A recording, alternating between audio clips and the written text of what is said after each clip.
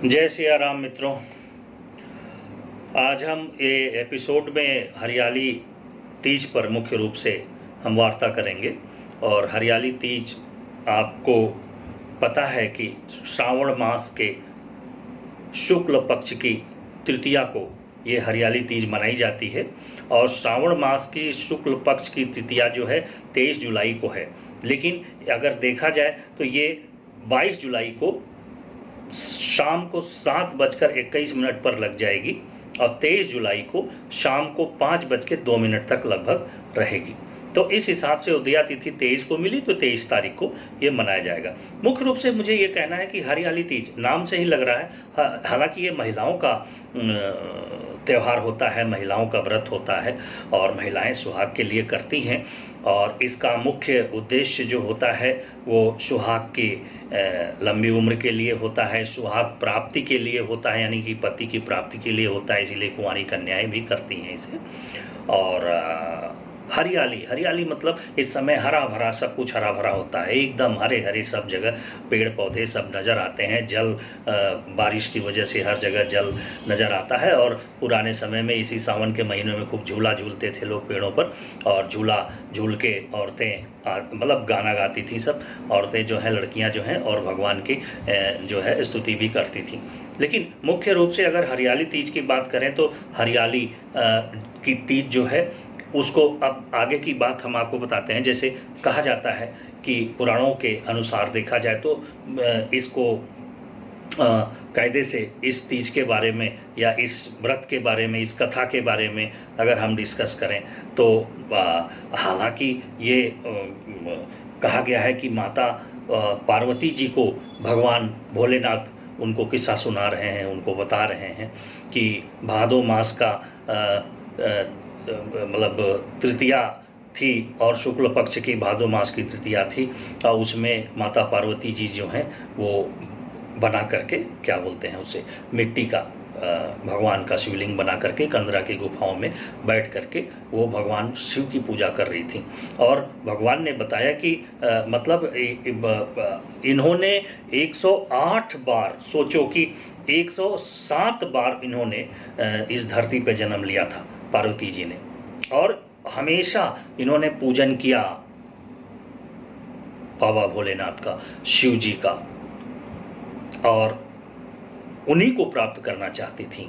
मगर 107 जन्म में वो प्राप्त नहीं कर पाई। और 108वां जन्म जब उनका हुआ है पर्वतराज हिमालय के घर पे, जब उनका जन्म हुआ तो उस समय भी उनका यही धुन था। और वो हमेशा क्या करती थी कि गुफाओं में जा करके हिमालय में बैठ करके और भगवान की पूजा जब तब किया करती थी। और कभी ऐसा हो गया एक बार कि वो अन्न जल सब कुछ त्याग दी और सूखे पत्ते खा के रहीं, फिर बिना कुछ खाए पिए पड़ी रहीं। इससे उनके पिता बड़ा नाराज भी होते थे, बहुत ही दुखी होते थे। लेकिन उन्होंने इतना भगवान की पूजा किया, और जो पूजा किया था उन्होंने भाद्रपद की तृतीया, यानी भाद्रपद की तृतीया या शुक्ल देखा जाए तो शुक्ल पक्ष में इन्होंने किया था भाद्रपद की तृतीया को। तो उसमें उन्होंने भगवान का निर्माण किया, शिवलिंग का निर्माण किया और उनकी पूजा की। तब भगवान प्रसन्न हुए और उन्हें वर दिए, और वर देने के मतलब उन्हें उनकी प्राप्ति हुई। और तब माता पार्वती जी ने जा करके अपने पिता को कहा कि मैं घर चलने को तैयार हूँ इस पूजा और जब तब से, क्योंकि भगवान प्रसन्न हुए हैं, मुझे वर दिए हैं, और उन्होंने कहा है कि मेरी शादी जो है आप उन्हीं से कराएं, भोले बाबा से। पिताजी राजी हो गए उस समय, और राजी हो गए तो फिर बड़े धूमधाम से उनकी शादी हुई। ये मतलब हमने आपको बड़े ही संक्षेप में ये किस्सा बताने की कोशिश किया है। तो और इसमें इसीलिए कहते हैं कि श्रद्धापूर्वक सभी जो भी महिलाएं हैं, सुहागिन महिलाएं और कुंवारी महिलाएं भी इसे करती हैं। ये पूजा बड़े धूमधाम से पूरी इस पृथ्वी पर, इसमें हर जगह जा करके इसमें कजरी गाती हैं। कजरी मतलब जब झूला झूलते थे तो उस समय तो कजरी गाते थे, सब वही सब करते थे। और काफ़ी ये हर्षोल्लास का समय है, तो इस हर्षोल्लास में जो है ये भगवान की पूजा होती है। और पूजा पाठ में देखा जाए तो ख़ास तौर से ये पूजा पाठ कायदे से देखा जाए तो ये भगवान की जो ये पूजा करते हैं, व्रत करते हैं, और इस व्रत के लिए सायंकाल का समय ये लोग चुनती हैं। अब वो बात अलग है कि सुबह उठ करके अपना नहा धो करके वो पूजा करती हैं, लेकिन शाम को ही ये लोग करती हैं। तो इसमें स्वर्ण से या काली मिट्टी से, मतलब स्वर्ण की बनी हुई मूर्ति या काली मिट्टी से ये लोग मूर्तियां बनाती हैं गणेश भगवान, शिव जी और माता पार्वती जी की।